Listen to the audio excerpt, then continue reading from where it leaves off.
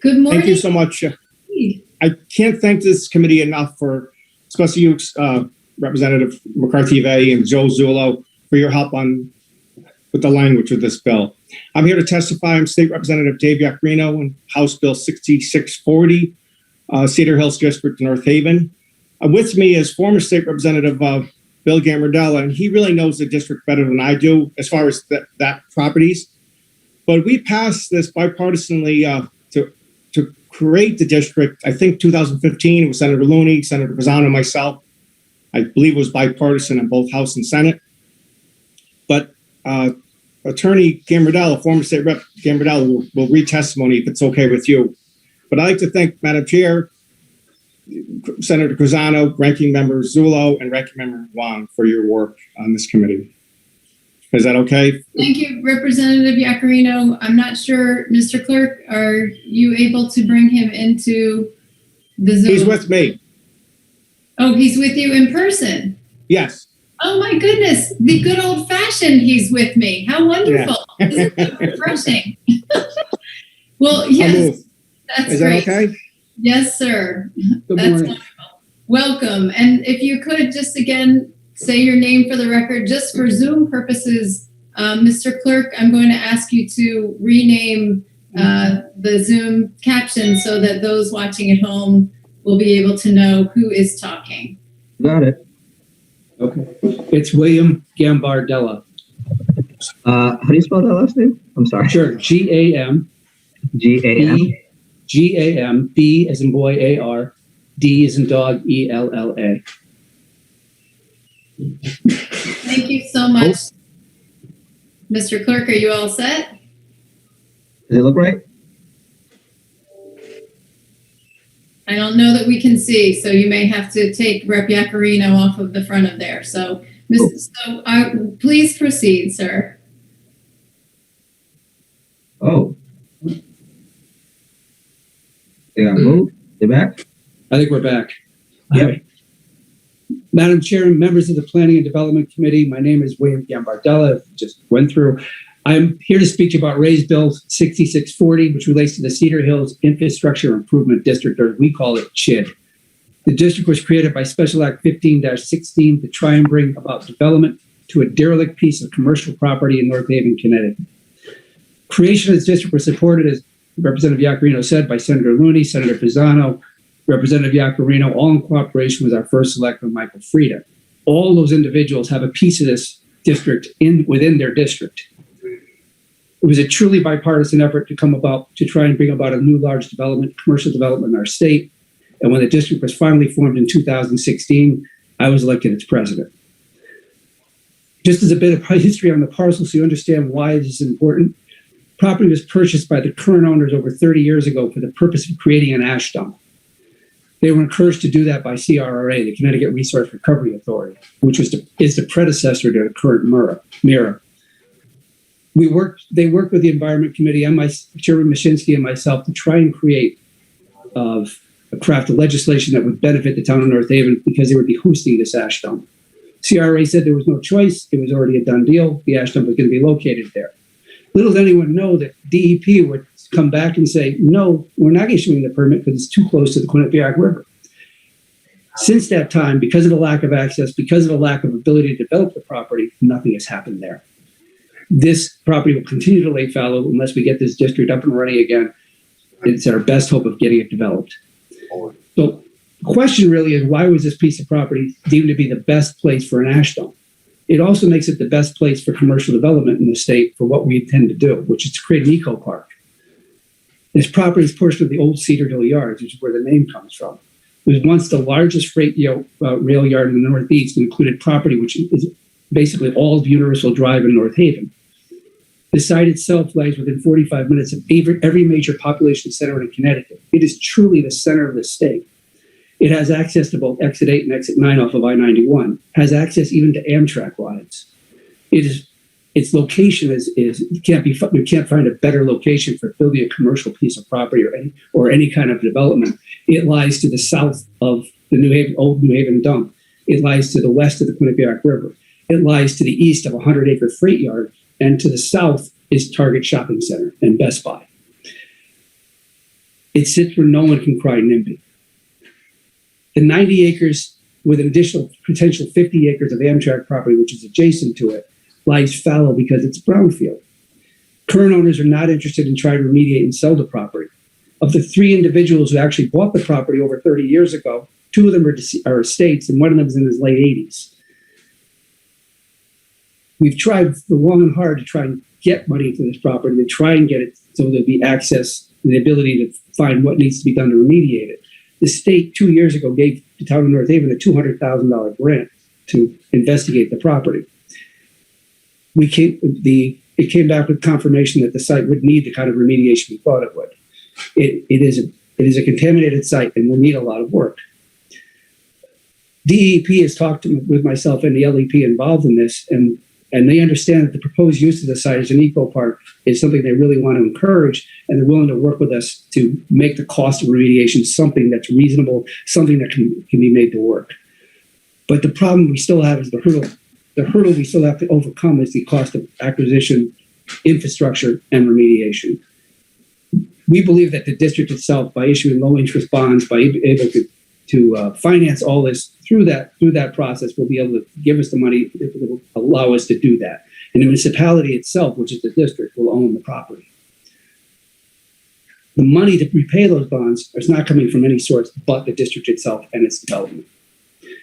Without this amendment, we don't believe this property will ever be developed. To give you an idea of the interest in this location, currently we have an anaerobic digester which is permitted to go there, somewhere between $30 and $40 million. We have a company that's operating a glass recycling plant in New Jersey who wants to spend $100 million to build a 1,600 ton per day glass recycling plant on that location. The reason they want to invest there, the reason they want to come here is because once that digester is up and running, the methane that's recovered from decomposing compost and garbage and other things. 3 minutes are up.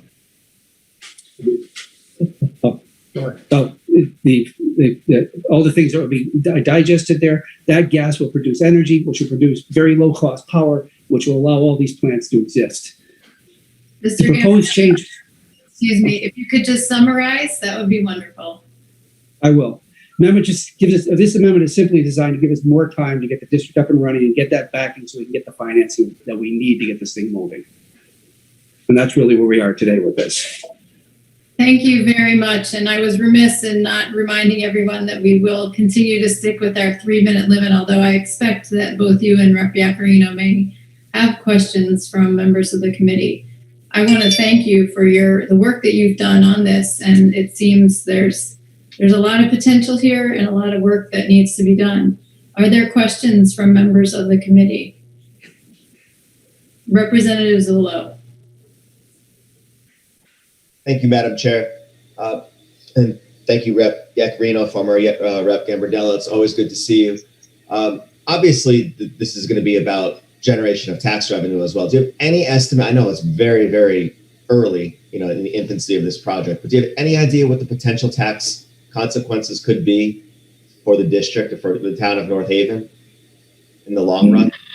In the long run, if all the potential development that we've discussed for this property gets built, we could be talking about a 25 to 30% increase in the grand list for the town of North Haven.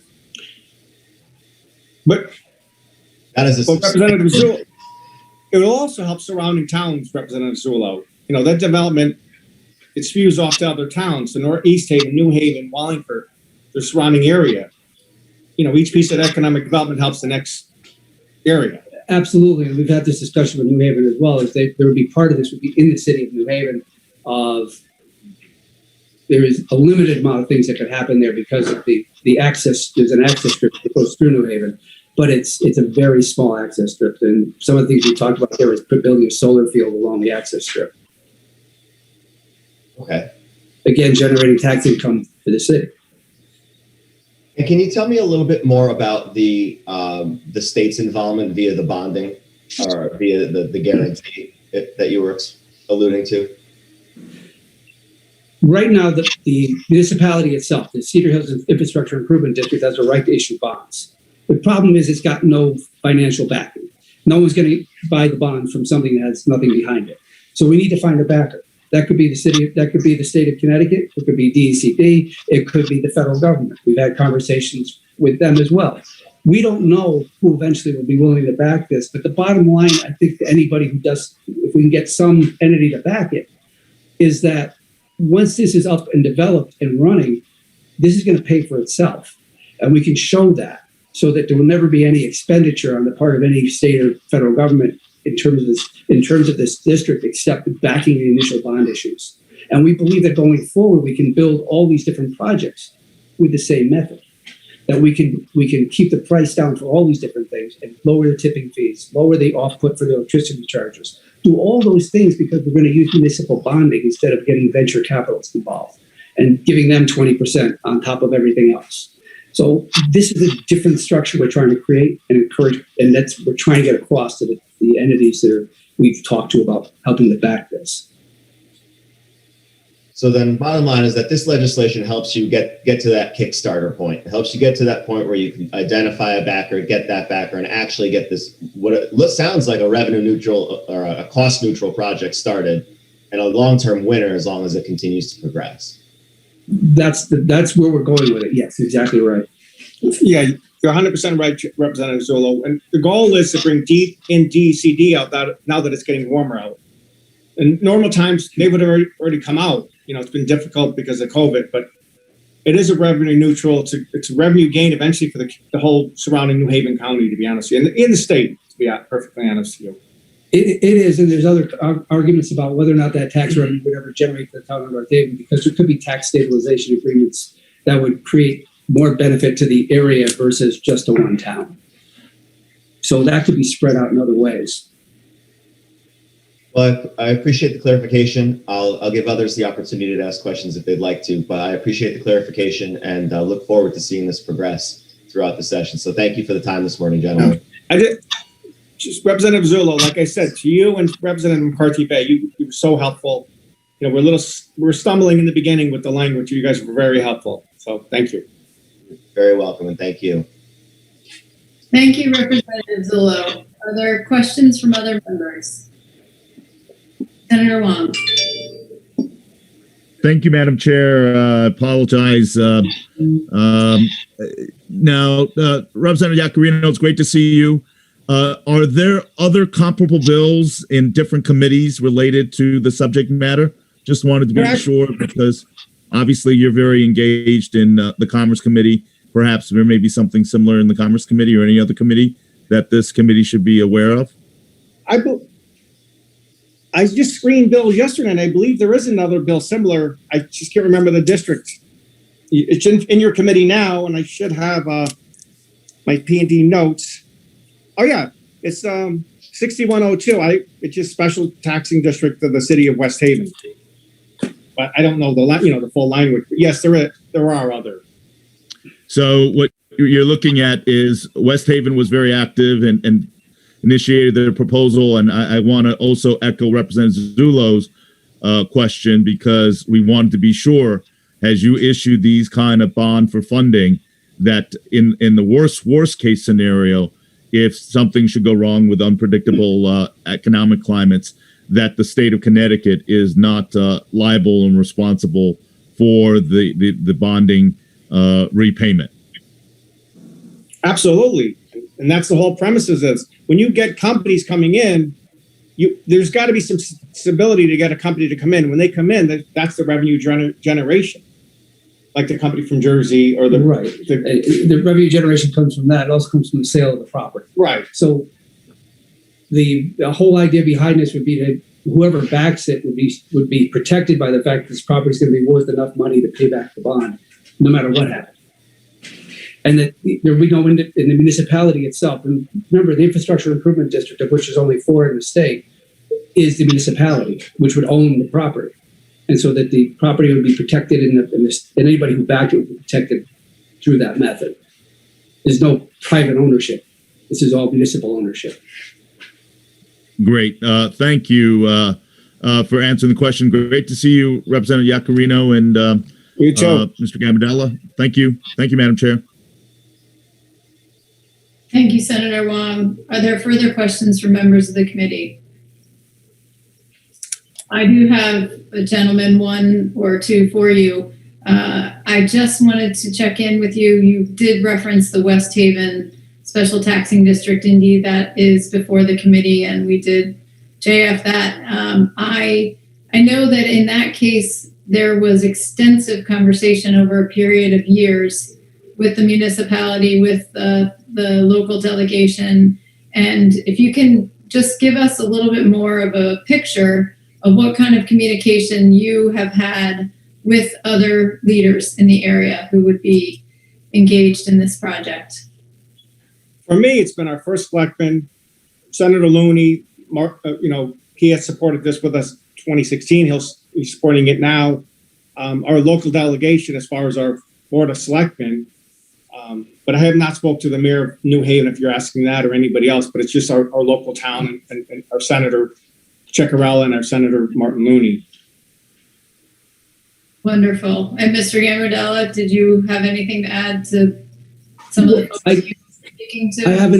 I have in the past had conversation with economic development in New Haven, both Mr. Piscatelli and Matt Emerson, about general terms about what's going on in this project. They're very supportive of it because they think anything that borders New Haven, which is right on the border of New Haven, would be great for the city of New Haven. And that's that's always been their attitude towards it. And they're very supportive of anything we try to do there because they know it's going to be jobs coming to them. Great help. That's helpful. I think that was an important aspect of the success of the West Haven conversation, was definitely that working together across those different levels of government. So I appreciate your answer about that. I see that we have a question from Representative Smith. Thank you, Madam Chair. I'm sorry to be a little late with my question. I think if I'm reading this correctly, and I just want to make sure I understand it right, that the district itself, its receipts, revenues, income, as well as the real and personal property in the district aren't going to be taxable. However, businesses or individuals that own real or personal or erect real or personal property and maintain property in the district itself would be subject to property taxes. Is that right? Did I read that right? I don't believe there is any exemption for municipality from North Haven property taxes. I think it's just the town's not taxable. Yeah, the businesses are taxable, just the town's not taxable. exactly. Right. Right. Okay. That's what I meant to say. Okay. Yeah. Thank you very much. I just wanted to make sure I was understanding that correctly. It's a great tax revenue for the state because all the income tax, the property tax, obviously for the district of North Haven, but the income tax and the money Right. spent in the state, it's a great revenue gain. Gotcha. Okay. Thank you very much. Thank you, Madam Chair. Thank you, Representative Smith. Seeing no further questions from members of the committee, I would like to thank both of you for being here with us today and for your questions and answers. And we look forward to ongoing conversation with you regarding this.